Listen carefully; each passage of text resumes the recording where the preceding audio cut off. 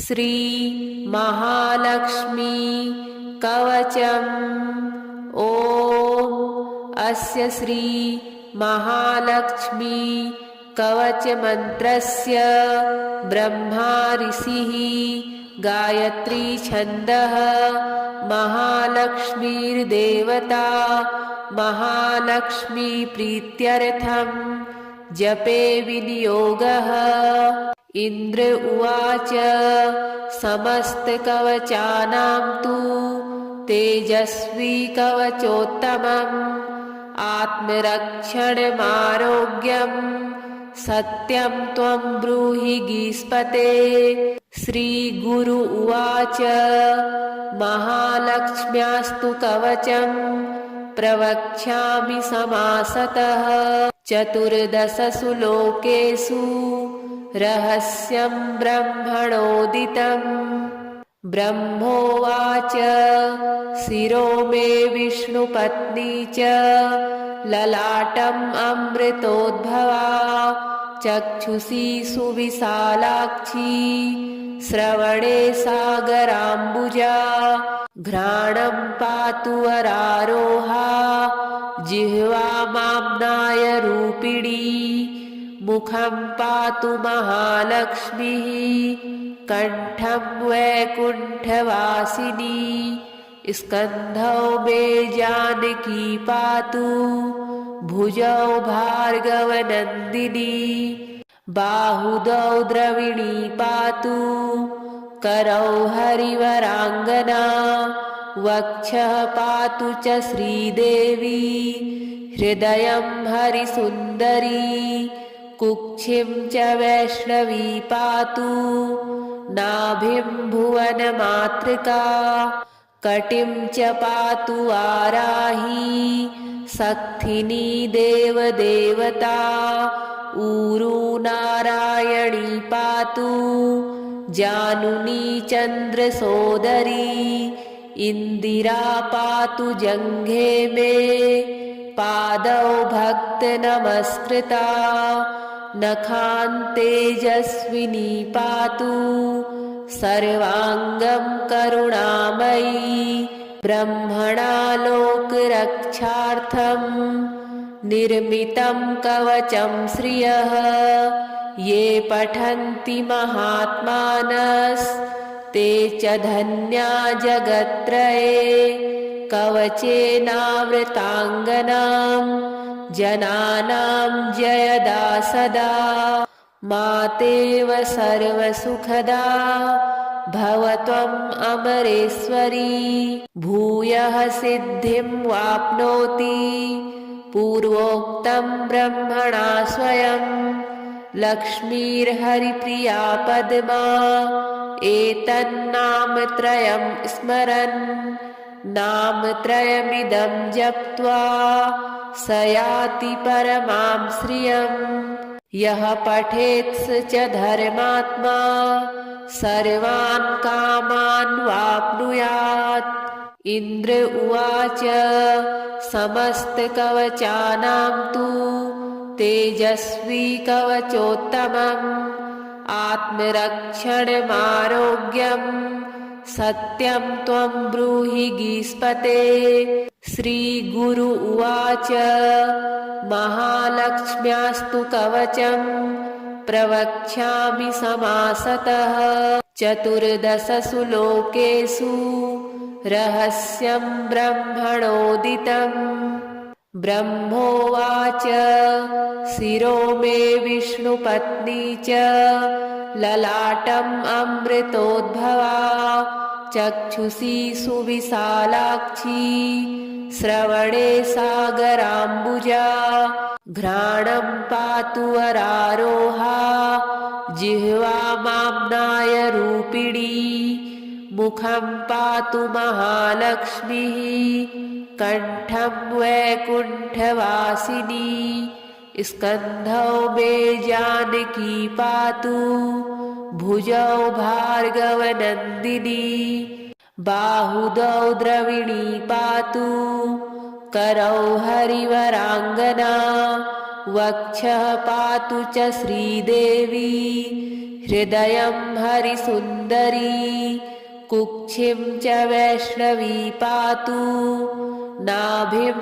भुवनमातृका कटिं च पातु वाराही सक्थिनी देवदेवता ऊरू नारायणी पातु जानुनी चन्द्रसोदरी इन्दिरा पातु जङ्घे मे पादौ भक्तनमस्कृता नखान्तेजस्विनी पातु सर्वाङ्गं करुणामयी ब्रह्मणा लोकरक्षार्थं निर्मितं कवचं श्रियः ये पठन्ति महात्मानस्ते च धन्या जगत्त्रये कवचेनावृताङ्गनां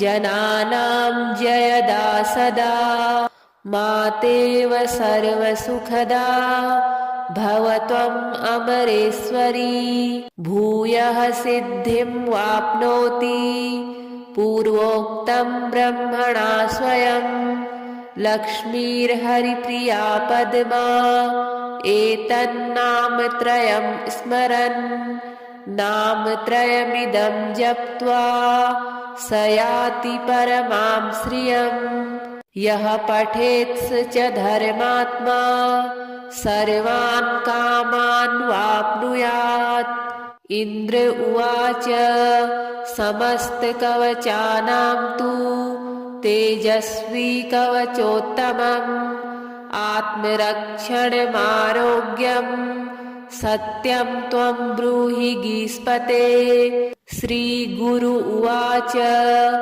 महालक्ष्म्यास्तु कवचं प्रवक्ष्यामि समासतः चतुर्दशसु लोकेषु रहस्यं ब्रह्मणोदितम् ब्रह्मोवाच शिरो मे विष्णुपत्नी च ललाटम् अमृतोद्भवा चक्षुषी सुविशालाक्षी श्रवणे सागराम्बुजा घ्राणं पातु वरारोहा जिह्वा माम्नाय रूपिणी मुखं पातु महालक्ष्मीः कंठं वैकुण्ठवासिनी स्कन्धौ मे जानकी पातु भुजौ भार्गवनन्दिनी बाहुदौ द्रविणी पातु करौ हरिवराङ्गना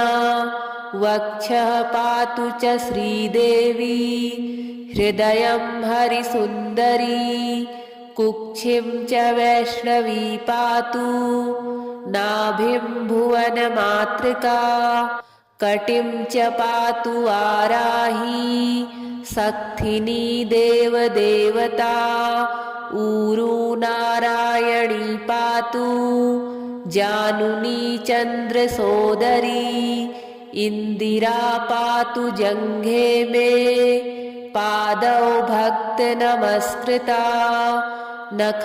नखान्तेजस्विनी पातु सर्वाङ्गं करुणामयी ब्रह्मणा लोकरक्षार्थं निर्मितं कवचं श्रियः ये पठन्ति महात्मानस्ते च धन्या जगत्त्रये कवचेनावृताङ्गनां जनानां जयदा सदा मातेव सर्वसुखदा भव त्वम् अमरेश्वरी भूयः सिद्धिं वाप्नोति पूर्वोक्तं ब्रह्मणा स्वयं लक्ष्मीर्हरिप्रिया पद्मा एतन्नामत्रयं स्मरन् नामत्रयमिदं जप्त्वा स याति परमां श्रियम् यः पठेत् स च धर्मात्मा सर्वान् कामान् वाप्नुयात् इन्द्र उवाच समस्तकवचानां तु तेजस्वी कवचोत्तमम् आत्मरक्षणमारोग्यं सत्यं त्वं ब्रूहि गीस्पते। श्रीगुरु उवाच महालक्ष्म्यास्तु कवचं प्रवक्ष्यामि समासतः। चतुर्दशसु लोकेषु रहस्यं ब्रह्मणोदितम्। ब्रह्मोवाच शिरो मे विष्णुपत्नी च ललाटम् अमृतोद्भवा। चक्षुषी सुविशालाक्षी श्रवणे सागराम्बुजा। घ्राणं पातु वरारोहा जिह्वा माम्नाय रूपिणी। मुखं पातु महालक्ष्मीः कण्ठं वैकुण्ठवासिनी। स्कन्धौ मे जानकी पातु भुजौ भार्गवनन्दिनी। बाहुदौ द्रविणी पातु करौ हरिवराङ्गना। वक्षः पातु च श्रीदेवी हृदयं हरिसुन्दरी। कुक्षिं च वैष्णवी पातु नाभिं भुवनमातृका। कटिं च पातु वाराही सक्थिनी देवदेवता। ऊरू नारायणी पातु जानुनी चन्द्रसोदरी। इन्दिरा पातु जङ्घे मे पादौ भक्तनमस्कृता। नखान्तेजस्विनी पातु सर्वाङ्गं करुणामयी। ब्रह्मणा लोकरक्षार्थं निर्मितं कवचं श्रियः। ये पठन्ति महात्मानस्ते च धन्या जगत्त्रये। कवचेनावृताङ्गनां जनानां जयदा सदा। मातेव सर्वसुखदा भव त्वम् अमरेश्वरी। भूयः सिद्धिं वाप्नोति पूर्वोक्तं ब्रह्मणा स्वयं। लक्ष्मीर्हरिप्रिया पद्मा एतन्नामत्रयं स्मरन्। नामत्रयमिदं जप्त्वा स याति परमां श्रियम्। यः पठेत् स च धर्मात्मा सर्वान् कामान् वाप्नुयात्। इन्द्र उवाच समस्तकवचानां तु तेजस्वी कवचोत्तमम्। आत्मरक्षणमारोग्यं सत्यं त्वं ब्रूहि गीस्पते। श्रीगुरु उवाच महालक्ष्म्यास्तु कवचं प्रवक्ष्यामि समासतः। चतुर्दशसु लोकेषु रहस्यं ब्रह्मणोदितम्।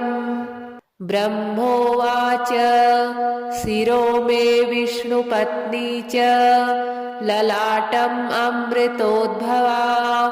चक्षुषी सुविशालाक्षी श्रवणे सागराम्बुजा। घ्राणं पातु वरारोहा जिह्वा माम्नाय रूपिणी। मुखं पातु महालक्ष्मीः कण्ठं वैकुण्ठवासिनी। स्कन्धौ मे जानकी पातु भुजौ भार्गवनन्दिनी। बाहुदौ द्रविणी पातु करौ हरिवराङ्गना।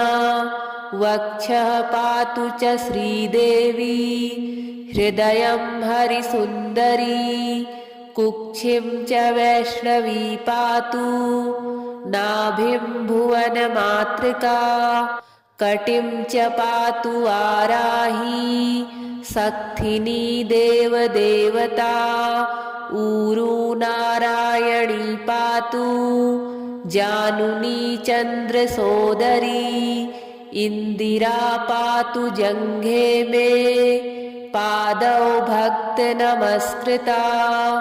नखान्तेजस्विनी पातु सर्वाङ्गं करुणामयी।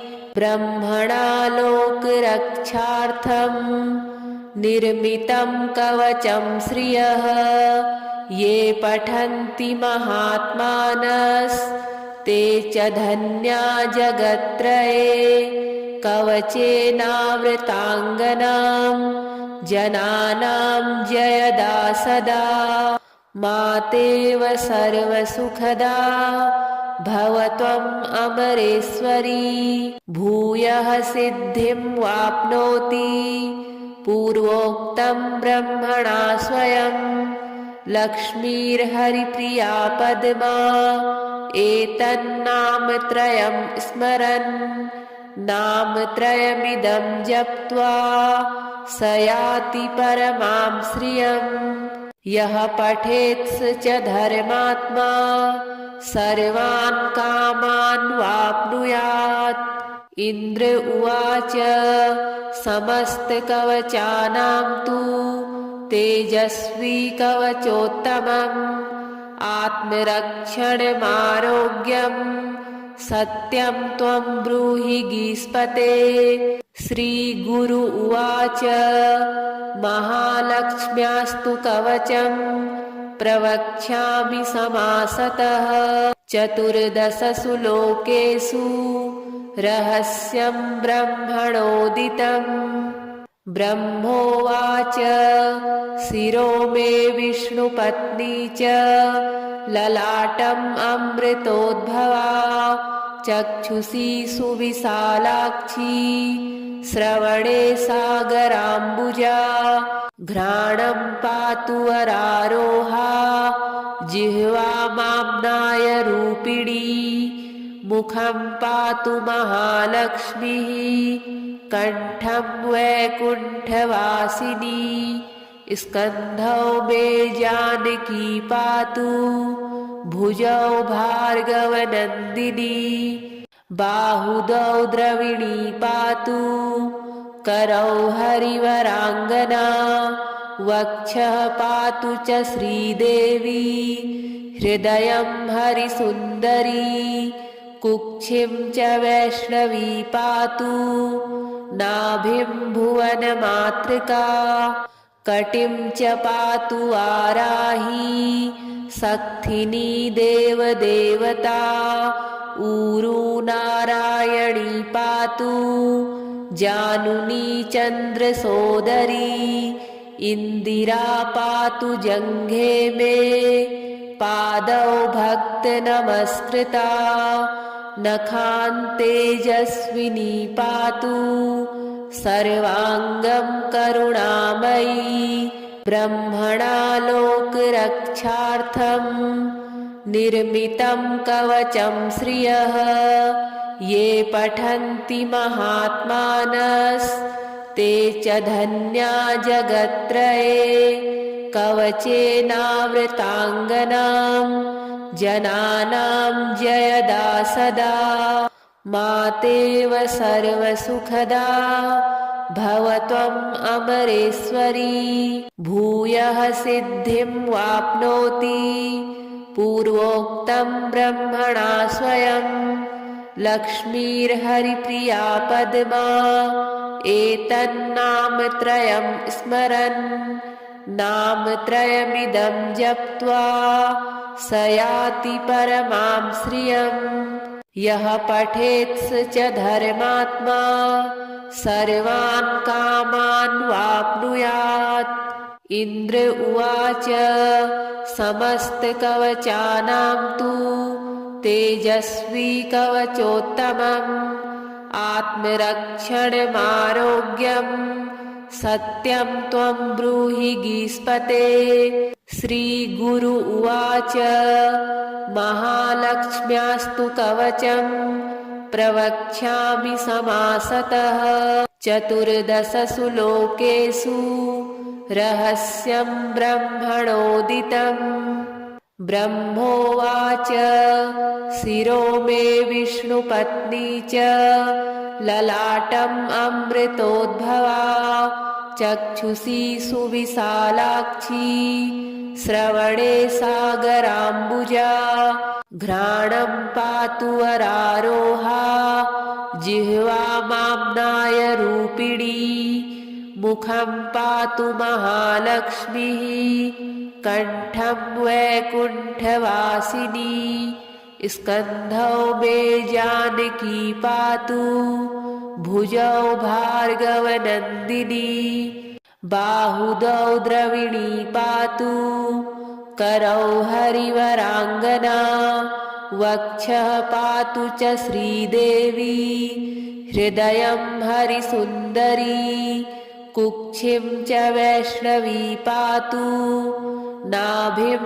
भुवनमातृका कटिं च पातु वाराही सक्थिनी देवदेवता ऊरू नारायणी पातु जानुनी चन्द्रसोदरी इन्दिरा पातु जङ्घे मे पादौ भक्तनमस्कृता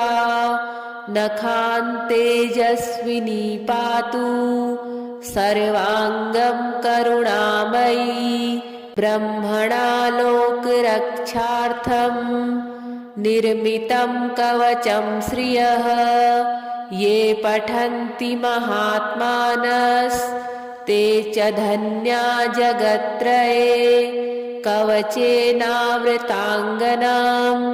जनानां जयदा सदा मातेव सर्वसुखदा भव त्वम् अमरेश्वरी भूयः सिद्धिं वाप्नोति पूर्वोक्तं ब्रह्मणा स्वयं लक्ष्मीर्हरिप्रिया पद्मा एतन्नामत्रयं स्मरन् नामत्रयमिदं जप्त्वा स याति परमां श्रियम् यः पठेत् स च धर्मात्मा सर्वान् कामान् वाप्नुयात् इन्द्र उवाच समस्तकवचानां तु तेजस्वी कवचोत्तमम् आत्मरक्षणमारोग्यं सत्यं त्वं ब्रूहि गीस्पते श्रीगुरु उवाच महालक्ष्म्यास्तु कवचं प्रवक्ष्यामि समासतः चतुर्दशसु लोकेषु रहस्यं ब्रह्मणोदितम् ब्रह्मोवाच शिरो मे विष्णुपत्नी च ललाटम् अमृतोद्भवा चक्षुषी सुविशालाक्षी श्रवणे सागराम्बुजा घ्राणं पातु वरारोहा जिह्वामाम्नाय रूपिणी मुखं पातु महालक्ष्मीः कण्ठं वैकुण्ठवासिनी स्कन्धौ मे जानकी पातु भुजौ भार्गवनन्दिनी बाहुदौ द्रविणी पातु करौ हरिवराङ्गना वक्षः पातु च श्रीदेवी हृदयं हरिसुन्दरी कुक्षिं च वैष्णवी पातु नाभिं भुवनमातृका कटिं च पातु वाराही सक्थिनी देवदेवता ऊरू नारायणी पातु जानुनी चन्द्रसोदरी इन्दिरा पातु जङ्घे मे पादौ भक्तनमस्कृता नखान्तेजस्विनी पातु सर्वाङ्गं करुणामयी ब्रह्मणा लोकरक्षार्थं निर्मितं कवचं श्रियः ये पठन्ति महात्मानस्ते च धन्या जगत्त्रये कवचेनावृताङ्गनां जनानां जयदा सदा मातेव सर्वसुखदा भव त्वम् अमरेश्वरी भूयः सिद्धिं वाप्नोति पूर्वोक्तं ब्रह्मणा स्वयं लक्ष्मीर्हरिप्रिया पद्मा एतन्नामत्रयं स्मरन् नामत्रयमिदं जप्त्वा स याति परमां श्रियम् यः पठेत् स च धर्मात्मा सर्वान् कामान् वाप्नुयात्। इन्द्र उवाच समस्तकवचानां तु तेजस्वी कवचोत्तमम् आत्मरक्षणमारोग्यं सत्यं त्वं ब्रूहि गीस्पते। श्रीगुरु उवाच महालक्ष्म्यास्तु कवचं प्रवक्ष्यामि समासतः चतुर्दशसु लोकेषु रहस्यं ब्रह्मणोदितम्। ब्रह्मोवाच शिरो मे विष्णुपत्नी च ललाटम् अमृतोद्भवा चक्षुषी सुविशालाक्षी श्रवणे सागराम्बुजा घ्राणं पातु वरारोहा जिह्वा माम्नाय रूपिणी मुखं पातु महालक्ष्मीः कंठं वैकुण्ठवासिनी स्कन्धौ मे जानकी पातु भुजौ भार्गवनन्दिनी बाहुदौ द्रविणी पातु करौ हरिवराङ्गना वक्षः पातु च श्रीदेवी हृदयं हरिसुन्दरी कुक्षिं च वैष्णवी पातु नाभिं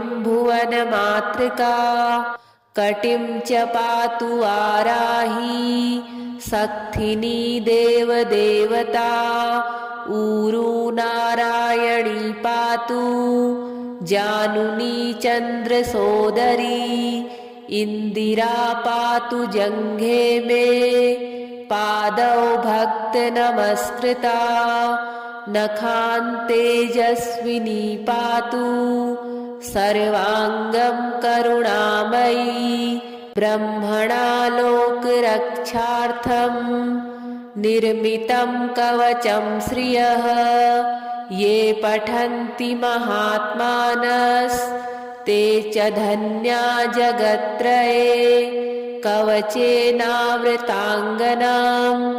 जनानां जयदा सदा मातेव सर्वसुखदा भवत्वम् अमरेश्वरी भूयः सिद्धिं वाप्नोति पूर्वोक्तं ब्रह्मणा स्वयं लक्ष्मीर्हरिप्रिया पद्मा एतन्नामत्रयं स्मरन् नामत्रयमिदं जप्त्वा स याति परमां श्रियम् यः पठेत् स च धर्मात्मा सर्वान् कामान् वाप्नुयात्। इन्द्र उवाच समस्तकवचानां तु तेजस्वी कवचोत्तमम् आत्मरक्षणमारोग्यं सत्यं त्वं ब्रूहि गीस्पते। श्रीगुरु उवाच महालक्ष्म्यास्तु कवचं प्रवक्ष्यामि समासतः चतुर्दशसु लोकेषु रहस्यं ब्रह्मणोदितम्।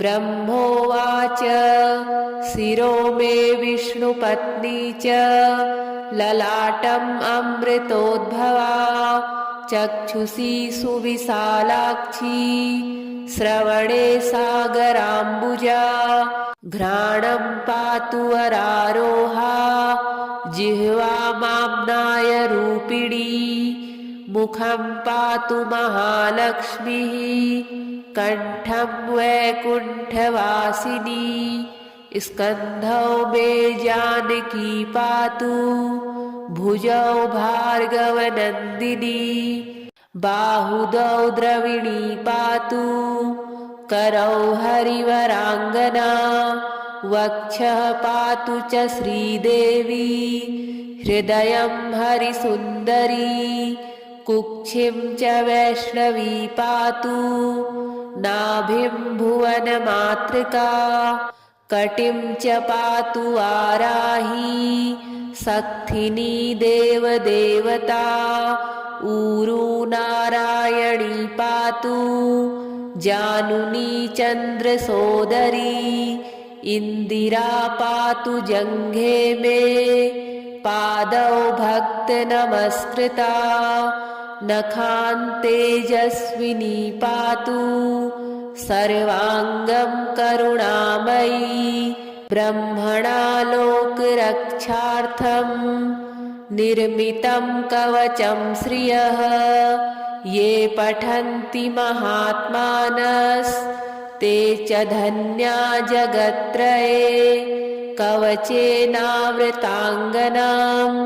जनानां जयदा सदा मातेव सर्वसुखदा भव त्वम् अमरेश्वरी भूयः सिद्धिं वाप्नोति पूर्वोक्तं ब्रह्मणा स्वयं लक्ष्मीर्हरिप्रिया पद्मा एतन्नामत्रयं स्मरन् नामत्रयमिदं जप्त्वा स याति परमां श्रियम् यः पठेत् स च धर्मात्मा सर्वान् कामान् वाप्नुयात् इन्द्र उवाच समस्तकवचानां तु तेजस्वी कवचोत्तमम् आत्मरक्षणमारोग्यम् सत्यं त्वं ब्रूहि गीस्पते श्रीगुरु उवाच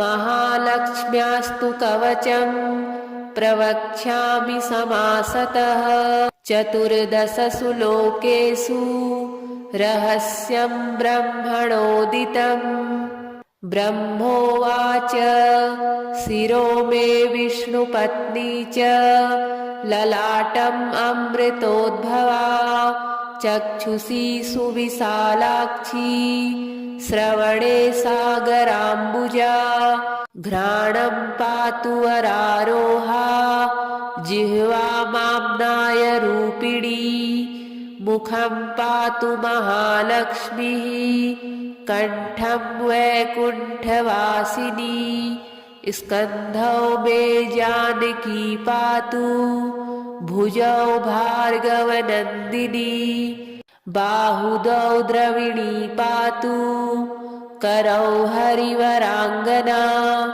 वक्षः पातु च श्रीदेवी हृदयं हरिसुन्दरी कुक्षिं च वैष्णवी पातु नाभिं भुवनमातृका कटिं च पातु वाराही सक्थिनी देवदेवता ऊरू नारायणी पातु जानुनी चन्द्रसोदरी इन्दिरा पातु जङ्घे मे पादौ भक्तनमस्कृता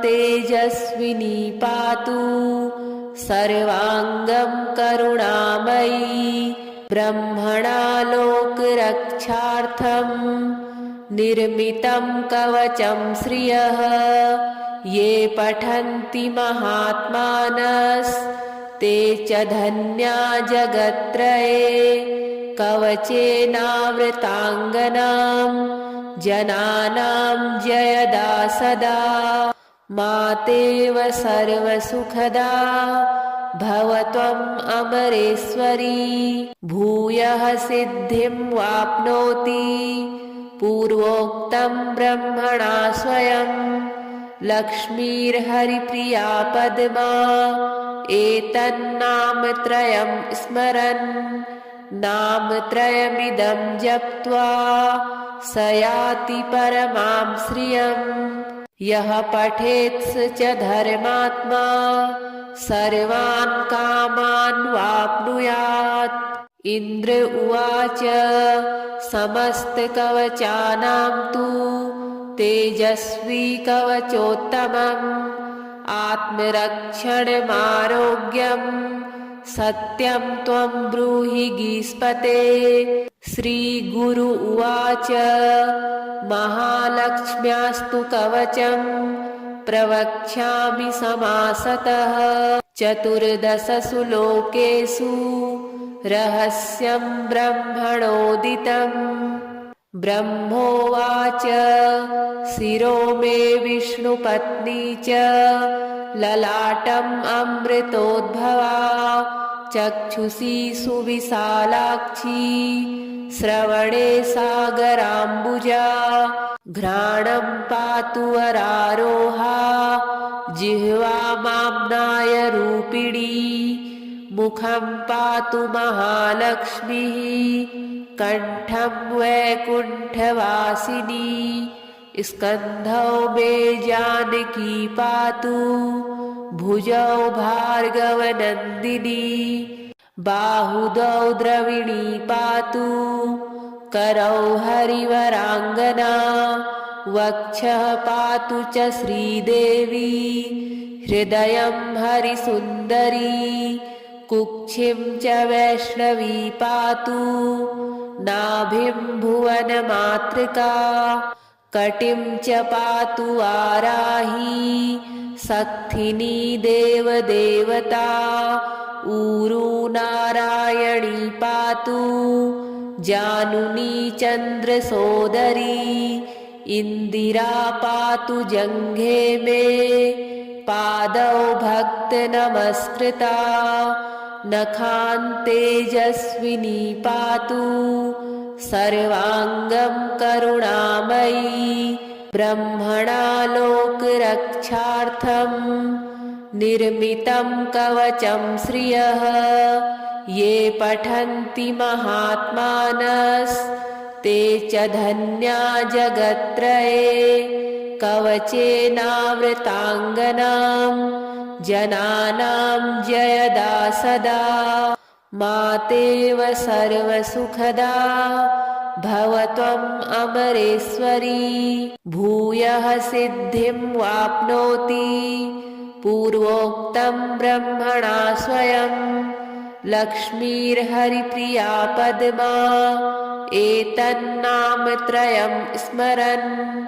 नामत्रयमिदं जप्त्वा स याति परमां श्रियम्। यः पठेत् स च धर्मात्मा सर्वान् कामान् वाप्नुयात्। इन्द्र उवाच समस्तकवचानां तु तेजस्वी कवचोत्तमम्। आत्मरक्षणमारोग्यं सत्यं त्वं ब्रूहि गीस्पते। श्रीगुरु उवाच महालक्ष्म्यास्तु कवचं प्रवक्ष्यामि समासतः। चतुर्दशसु लोकेषु रहस्यं ब्रह्मणोदितम्। ब्रह्मोवाच शिरो मे विष्णुपत्नी च ललाटम् अमृतोद्भवा। चक्षुषी सुविशालाक्षी श्रवणे सागराम्बुजा। घ्राणं पातु वरारोहा जिह्वा माम्नाय रूपिणी। मुखं पातु महालक्ष्मीः कण्ठं वैकुण्ठवासिनी। स्कन्धौ मे जानकी पातु भुजौ भार्गवनन्दिनी। बाहुदौ द्रविणी पातु करौ हरिवराङ्गना। वक्षः पातु च श्रीदेवी हृदयं हरिसुन्दरी। कुक्षिं च वैष्णवी पातु नाभिं भुवनमातृका। कटिं च पातु वाराही सक्थिनी देवदेवता। ऊरू नारायणी पातु जानुनी चन्द्रसोदरी। इन्दिरा पातु जङ्घे मे पादौ भक्तनमस्कृता। नखान्तेजस्विनी पातु सर्वाङ्गं करुणामयी। ब्रह्मणा लोकरक्षार्थं निर्मितं कवचं श्रियः ये पठन्ति महात्मानस्ते च धन्या जगत्त्रये कवचेनावृताङ्गनां जनानां जयदा सदा मातेव सर्वसुखदा भवत्वम् अमरेश्वरी भूयः सिद्धिं वाप्नोति पूर्वोक्तं ब्रह्मणा स्वयं लक्ष्मीर्हरिप्रिया पद्मा एतन्नामत्रयं स्मरन् नामत्रयमिदं जप्त्वा स याति परमां श्रियम् यः पठेत् स च धर्मात्मा सर्वान् कामान् वाप्नुयात्। इन्द्र उवाच समस्तकवचानां तु तेजस्वी कवचोत्तमम् आत्मरक्षणमारोग्यं सत्यं त्वं ब्रूहि गीस्पते। श्रीगुरु उवाच महालक्ष्म्यास्तु कवचं प्रवक्ष्यामि समासतः चतुर्दशसु लोकेषु रहस्यं ब्रह्मणोदितम्। ब्रह्मोवाच शिरो मे विष्णुपत्नी च ललाटम् अमृतोद्भवा चक्षुषी सुविशालाक्षी श्रवणे सागराम्बुजा घ्राणं पातु वरारोहा जिह्वा माम्नाय रूपिणी मुखं पातु महालक्ष्मीः कंठं वैकुण्ठवासिनी स्कन्धौ मे जानकी पातु भुजौ भार्गवनन्दिनी बाहुदौ द्रविणी पातु करौ हरिवराङ्गना वक्षः पातु च श्रीदेवी हृदयं हरिसुन्दरी कुक्षिं च वैष्णवी पातु नाभिं भुवनमातृका कटिं च पातु वाराही सक्थिनी देवदेवता ऊरू नारायणी पातु जानुनी चन्द्रसोदरी इन्दिरा पातु जङ्घे मे पादौ भक्तनमस्कृता नखान्तेजस्विनी पातु सर्वाङ्गं करुणामयी ब्रह्मणा लोकरक्षार्थं निर्मितं कवचं श्रियः ये पठन्ति महात्मानस्ते च धन्या जगत्त्रये कवचेनावृताङ्गनां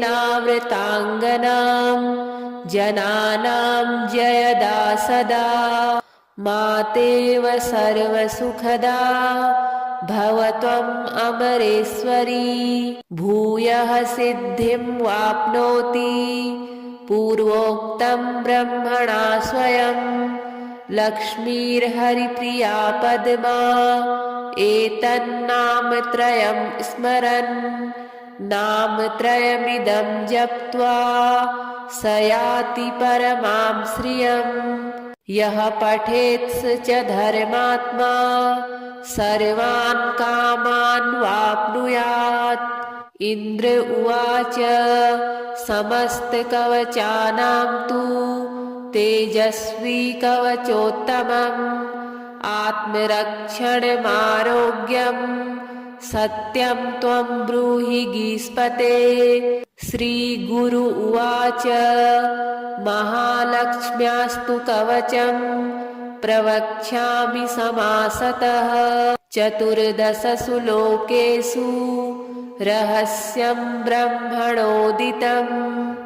ब्रह्मोवाच शिरो मे विष्णुपत्नी च ललाटम् अमृतोद्भवा चक्षुषी सुविशालाक्षी श्रवणे सागराम्बुजा घ्राणं पातु वरारोहा जिह्वामाम्नाय रूपिणी मुखं पातु महालक्ष्मीः कंठं वैकुण्ठवासिनी स्कन्धौ मे जानकी पातु भुजौ भार्गवनन्दिनी बाहुदौ द्रविणी पातु करौ हरिवराङ्गना वक्षः पातु च श्रीदेवी हृदयं हरिसुन्दरी कुक्षिं च वैष्णवी पातु नाभिं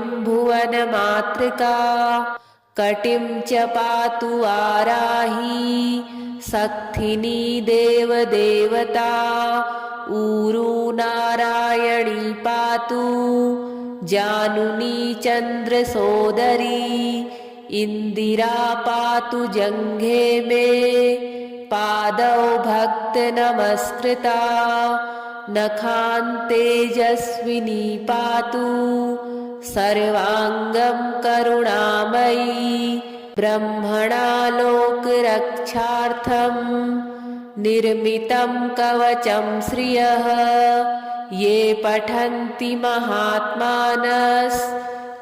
च धन्या जगत्त्रये कवचेनावृताङ्गनां जनानां जयदा सदा मातेव सर्वसुखदा भवत्वम् अमरेश्वरी भूयः सिद्धिं वाप्नोति पूर्वोक्तं ब्रह्मणा स्वयं लक्ष्मीर्हरिप्रिया पद्मा एतन्नामत्रयं स्मरन् नामत्रयमिदं जप्त्वा स याति परमां श्रियम् यः पठेत् स च धर्मात्मा सर्वान् कामान् वाप्नुयात्। इन्द्र उवाच समस्तकवचानां तु तेजस्वी कवचोत्तमम् आत्मरक्षणमारोग्यम् सत्यं त्वं ब्रूहि गीस्पते। श्रीगुरु उवाच महालक्ष्म्यास्तु कवचं प्रवक्ष्यामि समासतः 14 लोकेषु रहस्यं ब्रह्मणोदितम्।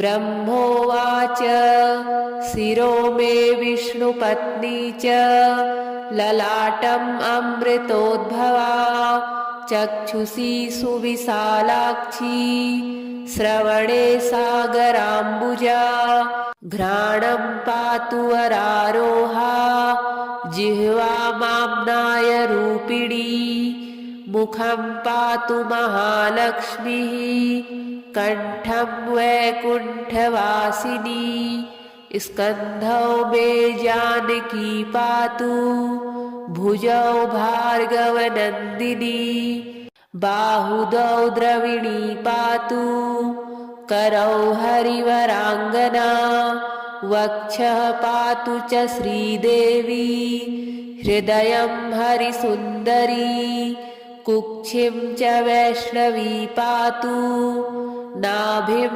भुवनमातृका कटिं च पातु वाराही सक्थिनी देवदेवता ऊरू नारायणी पातु जानुनी चन्द्रसोदरी इन्दिरा पातु जङ्घे मे पादौ भक्तनमस्कृता नखान्तेजस्विनी पातु सर्वाङ्गं करुणामयी ब्रह्मणा लोकरक्षार्थं निर्मितं कवचं श्रियः ये पठन्ति महात्मानस्ते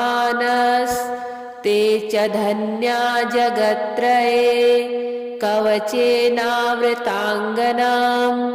जनानां जयदा सदा मातेव सर्वसुखदा भवत्वम् अमरेश्वरी भूयः सिद्धिं वाप्नोति पूर्वोक्तं ब्रह्मणा स्वयं लक्ष्मीर्हरिप्रिया पद्मा एतन्नामत्रयं स्मरन् नामत्रयमिदं जप्त्वा स याति परमां श्रियम् यः पठेत् स च धर्मात्मा सर्वान् कामान् वाप्नुयात्। इन्द्र उवाच समस्तकवचानां तु तेजस्वी कवचोत्तमम् आत्मरक्षणमारोग्यं सत्यं त्वं ब्रूहि गीस्पते। श्रीगुरु उवाच महालक्ष्म्यास्तु कवचं प्रवक्ष्यामि समासतः चतुर्दशसु लोकेषु रहस्यं ब्रह्मणोदितम्।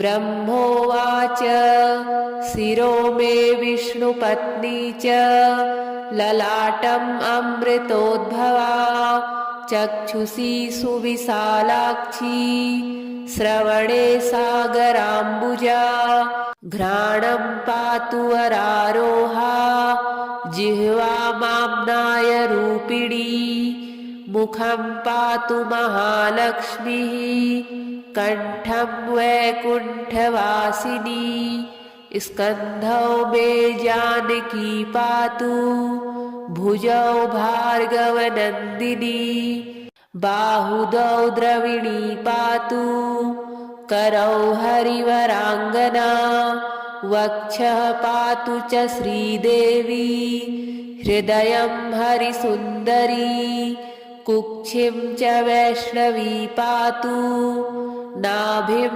भुवनमातृका कटिं च पातु वाराही सक्थिनी देवदेवता ऊरू नारायणी पातु जानुनी चन्द्रसोदरी इन्दिरा पातु जङ्घे मे पादौ भक्तनमस्कृता नखान्तेजस्विनी पातु सर्वाङ्गं करुणामयी ब्रह्मणा लोकरक्षार्थं निर्मितं कवचं श्रियः ये पठन्ति महात्मानस्ते च धन्या जगत्त्रये कवचेनावृताङ्गनां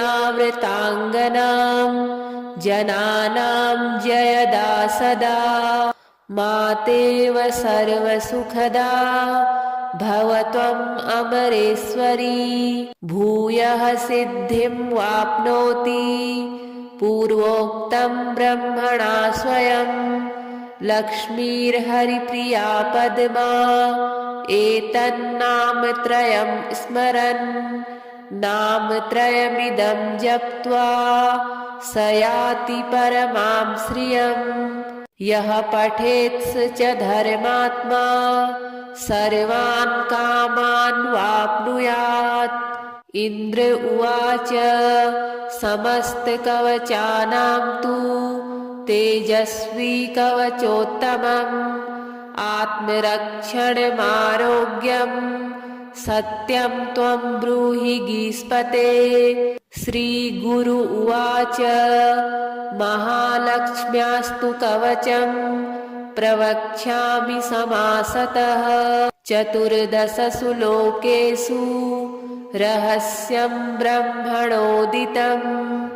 ब्रह्मोवाच शिरो मे विष्णुपत्नी च ललाटम् अमृतोद्भवा चक्षुषी सुविशालाक्षी श्रवणे सागराम्बुजा घ्राणं पातु वरारोहा जिह्वा माम्नाय रूपिणी मुखं पातु महालक्ष्मीः कंठं वैकुण्ठवासिनी स्कन्धौ मे जानकी पातु भुजौ भार्गवनन्दिनी बाहुदौ द्रविणी पातु करौ हरिवराङ्गना वक्षः पातु च श्रीदेवी हृदयं हरिसुन्दरी कुक्षिं च वैष्णवी पातु नाभिं भुवनमातृका कटिं च पातु वाराही सक्थिनी देवदेवता ऊरू नारायणी पातु जानुनी चन्द्रसोदरी इन्दिरा पातु जङ्घे मे पादौ भक्तनमस्कृता नखान्तेजस्विनी पातु सर्वाङ्गं करुणामयी ब्रह्मणा लोकरक्षार्थं निर्मितं कवचं श्रियः ये पठन्ति महात्मानस्ते च धन्या जगत्त्रये कवचेनावृताङ्गनां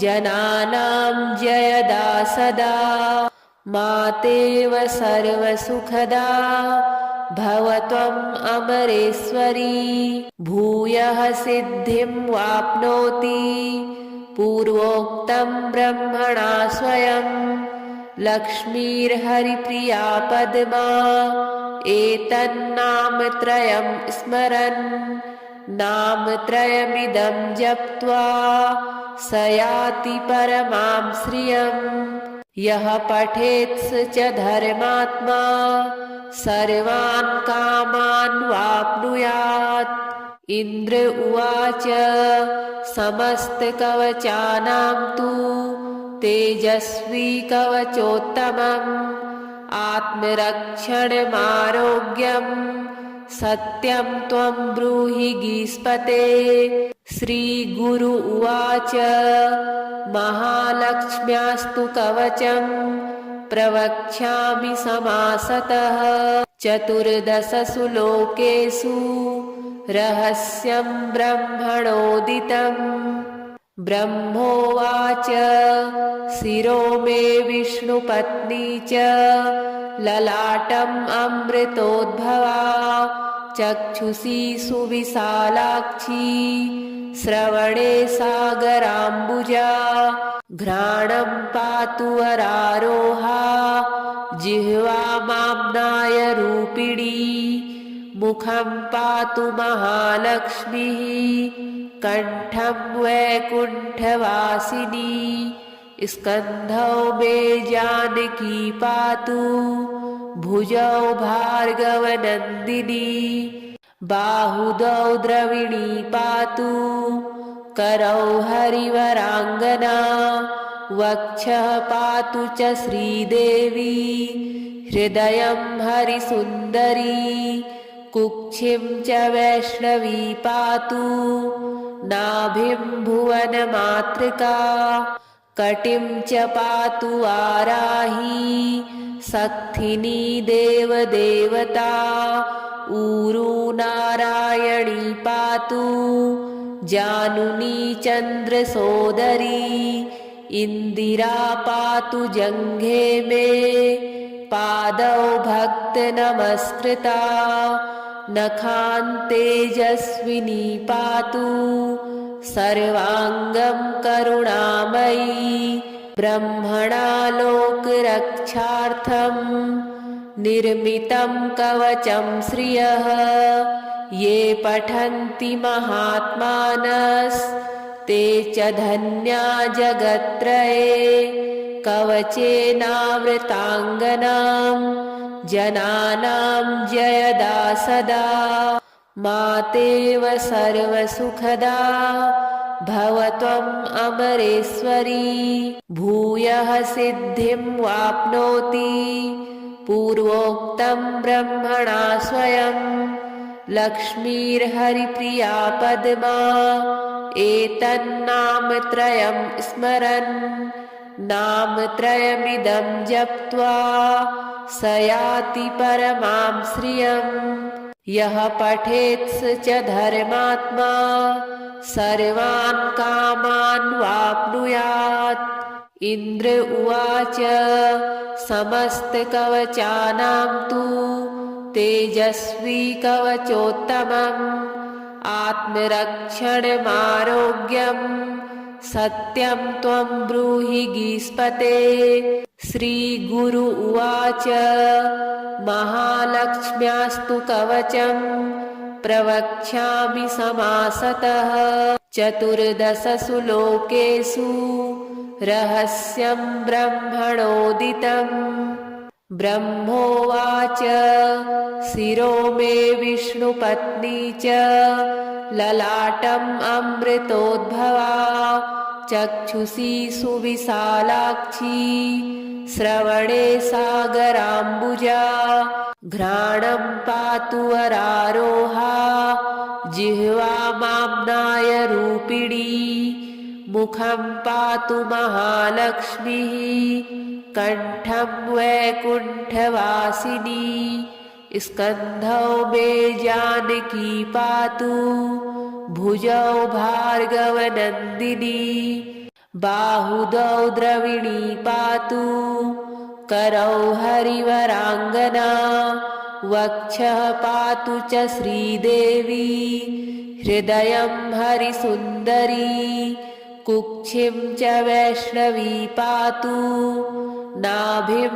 भुवनमातृका कटिं च पातु वाराही सक्थिनी देवदेवता ऊरू नारायणी पातु जानुनी चन्द्रसोदरी इन्दिरा पातु जङ्घे मे पादौ भक्तनमस्कृता नखान्तेजस्विनी पातु सर्वाङ्गं करुणामयी ब्रह्मणा लोकरक्षार्थं निर्मितं कवचं श्रियः ये पठन्ति महात्मानस्ते च धन्या जगत्त्रये कवचेनावृताङ्गनां जनानां जयदा सदा मातेव सर्वसुखदा भवत्वम् अमरेश्वरी भूयः सिद्धिं वाप्नोति पूर्वोक्तं ब्रह्मणा स्वयं लक्ष्मीर्हरिप्रिया पद्मा एतन्नामत्रयं स्मरन् नामत्रयमिदं जप्त्वा स याति परमां श्रियम् यः पठेत् स च धर्मात्मा सर्वान् कामान् वाप्नुयात्। इन्द्र उवाच समस्तकवचानां तु तेजस्वी कवचोत्तमम् आत्मरक्षणमारोग्यं सत्यं त्वं ब्रूहि गीस्पते। श्रीगुरु उवाच महालक्ष्म्यास्तु कवचं प्रवक्ष्यामि समासतः चतुर्दशसु लोकेषु रहस्यं ब्रह्मणोदितम्। ब्रह्मोवाच शिरो मे विष्णुपत्नी च ललाटम् अमृतोद्भवा चक्षुषी सुविशालाक्षी श्रवणे सागराम्बुजा घ्राणं पातु वरारोहा जिह्वा माम्नाय रूपिणी मुखं पातु महालक्ष्मीः कंठं वैकुण्ठवासिनी स्कन्धौ मे जानकी पातु भुजौ भार्गवनन्दिनी बाहुदौ द्रविणी पातु करौ हरिवराङ्गना वक्षः पातु च श्रीदेवी हृदयं हरिसुन्दरी कुक्षिं च वैष्णवी पातु नाभिं भुवनमातृका कटिं च पातु वाराही सक्थिनी देवदेवता ऊरू नारायणी पातु जानुनी चन्द्रसोदरी इन्दिरा पातु जङ्घे मे पादौ भक्तनमस्कृता नखान्तेजस्विनी पातु सर्वाङ्गं करुणामयी ब्रह्मणा लोकरक्षार्थं निर्मितं कवचं श्रियः ये पठन्ति महात्मानस्ते च धन्या जगत्त्रये कवचेनावृताङ्गनां जनानां जयदा सदा मातेव सर्वसुखदा भवत्वम् अमरेश्वरी भूयः सिद्धिं वाप्नोति पूर्वोक्तं ब्रह्मणा स्वयं लक्ष्मीर्हरिप्रिया पद्मा एतन्नामत्रयं स्मरन् नामत्रयमिदं जप्त्वा स याति परमां श्रियम् यः पठेत् स च धर्मात्मा सर्वान् कामान् वाप्नुयात्। इन्द्र उवाच समस्तकवचानां तु तेजस्वी कवचोत्तमम् आत्मरक्षणमारोग्यं सत्यं त्वं ब्रूहि गीस्पते। श्रीगुरु उवाच महालक्ष्म्यास्तु कवचं प्रवक्ष्यामि समासतः चतुर्दशसु लोकेषु रहस्यं ब्रह्मणोदितम्। ब्रह्मोवाच शिरो मे विष्णुपत्नी च ललाटम् अमृतोद्भवा चक्षुषी सुविशालाक्षी श्रवणे सागराम्बुजा घ्राणं पातु वरारोहा जिह्वा माम्नाय रूपिणी मुखं पातु महालक्ष्मीः कण्ठं वैकुण्ठवासिनी स्कन्धौ मे जानकी पातु भुजौ भार्गवनन्दिनी बाहुदौ द्रविणी पातु करौ हरिवराङ्गना वक्षः पातु च श्रीदेवी हृदयं हरिसुन्दरी कुक्षिं च वैष्णवी पातु नाभिं भुवनमातृका कटिं च पातु वाराही सक्थिनी देवदेवता ऊरू नारायणी पातु जानुनी चन्द्रसोदरी इन्दिरा पातु जङ्घे मे पादौ भक्तनमस्कृता नखान्तेजस्विनी पातु सर्वाङ्गं करुणामयी ब्रह्मणा लोकरक्षार्थं निर्मितं कवचं श्रियः ये पठन्ति महात्मानस्ते च धन्या जगत्त्रये कवचेनावृताङ्गनां जनानां जयदा सदा मातेव सर्वसुखदा भवत्वम् अमरेश्वरी भूयः सिद्धिं वाप्नोति पूर्वोक्तं ब्रह्मणा स्वयं लक्ष्मीर्हरिप्रिया पद्मा एतन्नामत्रयं स्मरन् नामत्रयमिदं जप्त्वा स याति परमां श्रियम् यः पठेत् स च धर्मात्मा सर्वान् कामान् वाप्नुयात्।